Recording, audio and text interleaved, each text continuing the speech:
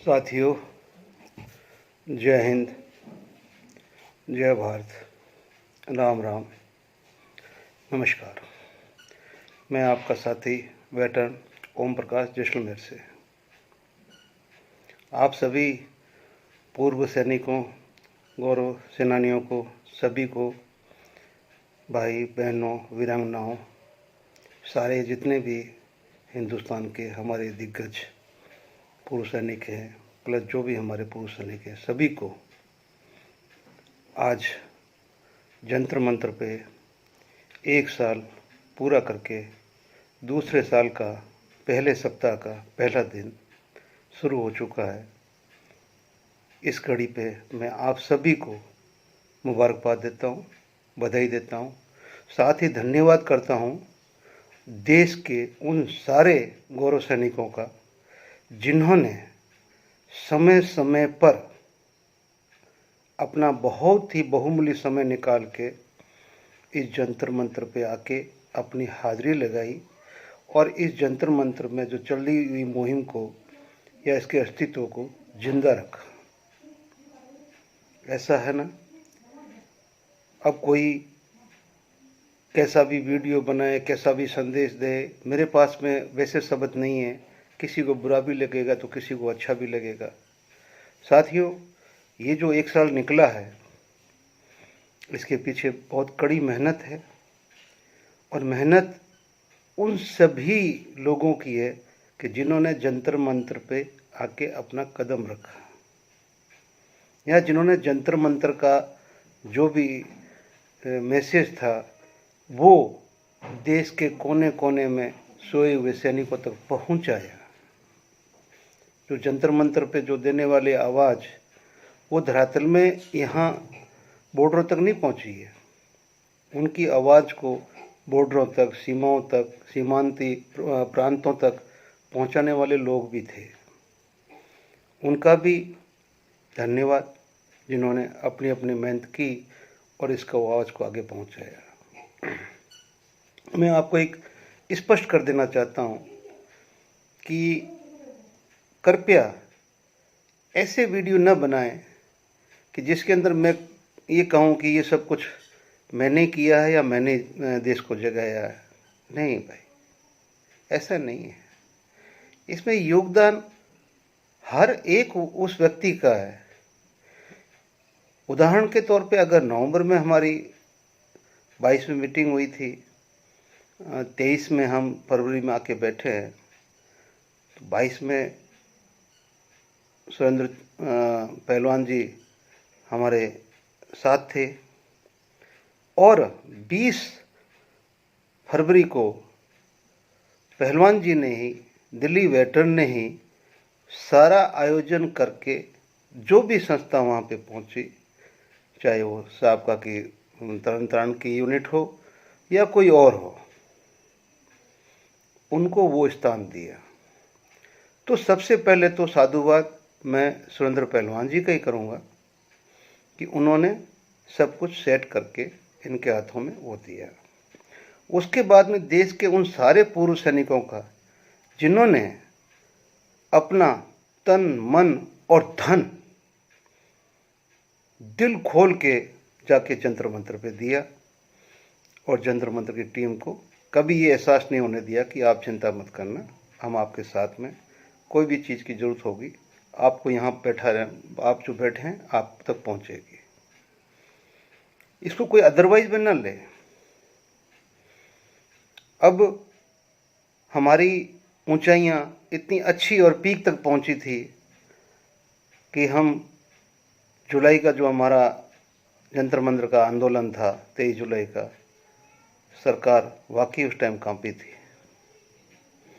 लेकिन जब सरकार ने हमें संदेश दे दिया था कि आप भी अपनी कमेटी बनाओ और साथ में हम भी अपना आगे की आपको रास्ता देते हैं, तो जो हमारा वो आंदोलन समाप्ति का घोषणा के बाद में जो कांड हुआ कि कुछ लोग संसद मार्च की तरफ चल पड़े, जो कि उस दिन 23 तारीख का कोई संसद मार्च नहीं था।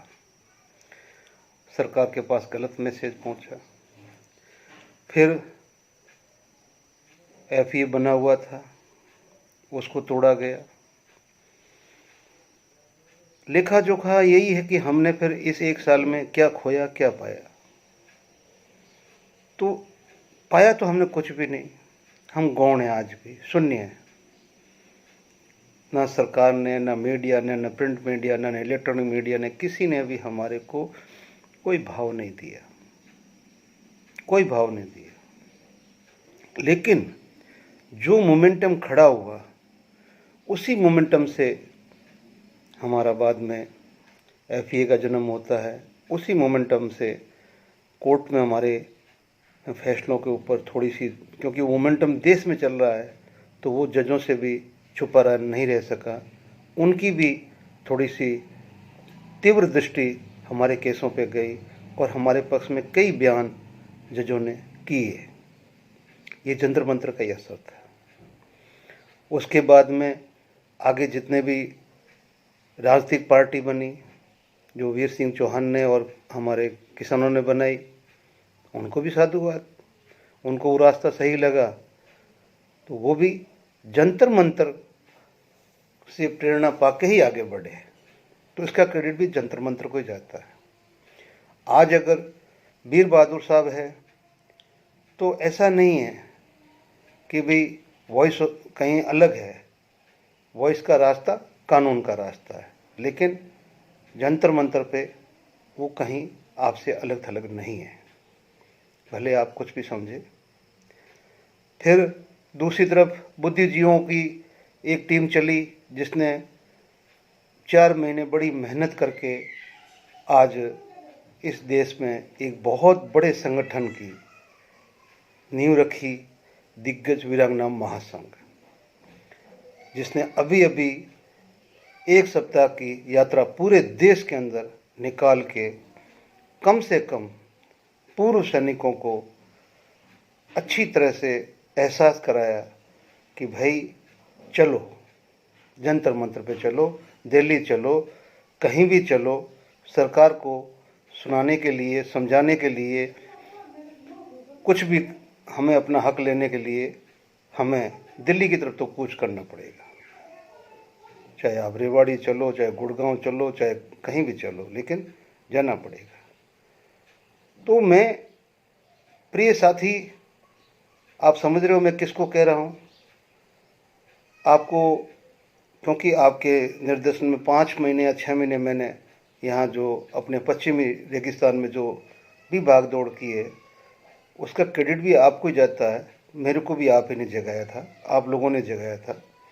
लेकिन जंतर मंतर पे जो हम करना चाहते थे, तो मुझे जो आज जैसे प्रगट सिंह साहब जैसे आज अनभिज्ञ है आपके कारनामों से, वैसे ही मैं भी अनभिज्ञ था। अच्छा हुआ मेरे सामने सच्चाई आई, लेकिन मैं अपने मुहिम में जुटा रहा, लेकिन जंतर मंतर के साथ में आज भी हूँ, कल भी रहूँगा, परसों भी रहूँगा। लेकिन ये मैसेज देना कि अगर 4 लोग आज बैठे हैं, तो उन्होंने भी अपना बहुत बड़ा सेक्रीफाइस किया। मैं उन 4 लोगों को साबका तरन तारण का नहीं मानता हूँ। वो चारों जहाँ से आते हैं उस स्टेट का प्रतिनिधित्व करते हैं, और वो अपने आप में एक संगठन है।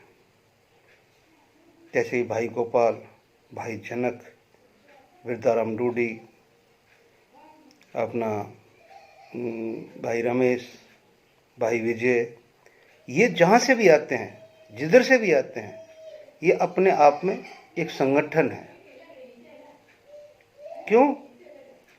क्योंकि जैसे बुद्धिजीवी शुरुआत में जैसे वहाँ आने शुरू हुए थे, जिस तरह से उन्होंने आगे आके इसको बहुत ही ऊंचाइयों तक लेके गए, उनको कैसे वहाँ से बेइज्जता करके, गालियाँ दे के वो निकाला गया, किस तरह से हमारा मूवमेंट दूसरी दिशा में चले गया, जो कि पब्लिक के खिलाफ, सरकार के खिलाफ, व्यवस्था के खिलाफ, संविधान के खिलाफ हम लोग चल पड़े, और एक ऐसे रास्ते के ऊपर जो कि सैनिकों का है ही नहीं। तो फिर हमने साल भर में क्या पाया? इसलिए आज भी समय है, अभी भी समय है कि ये संघर्ष तो हमारा आज भी चलेगा, कल भी चलेगा, परसों भी चलेगा। अभी संघर्ष थम गया तो समझो कुछ भी नहीं मिलने वाला। इसको हमने जारी रखना बहुत ज़रूरी हो गया। इसलिए मैं अपने साथी से यही कहूँगा कि भाई व्यक्तिगत तौर पे कोई एक आदमी इसका क्रेडिट लेने का कोशिश ना करे। जंतर मंतर देश का, देश के सैनिकों का, पूर्व सैनिकों का, हर एक स्टेट के उस सैनिक का, चाहे वो अपने स्टेट से 4 आदमी आए हो चाहे 2 आए हो, लेकिन उन्होंने वहाँ कंट्रीब्यूट किया है। और सबका कंट्रीब्यूट नकार के अगर एक संस्था कहती है कि भाई हमने पूरे देश को जगाया है, तो उस पूरे जगने वाले देश को मुबारक, उस संस्था को मुबारक। मैं तो अभी मजबूर हो गया हूँ कि मुझे तो बुद्धिजीवियों ने बोला कि भाई उस महान आत्मा का फोटो भी अगर आप वीडियो में दिखाओगे तो हम आपका वीडियो नहीं देखेंगे। तो उस पर्टिकुलर उस व्यक्ति ने तो ये कमाया है कि आज लोगों को उसकी शक्ल से नफरत हो गई। लेकिन जंतर मंतर पे सैनिकों ने जो अलख जगाई है पूरे देश के, वो अलख अभी धधकती हुई ज्वाला बन चुकी है। अब उसको सही दिशा निर्देशन की जरूरत है।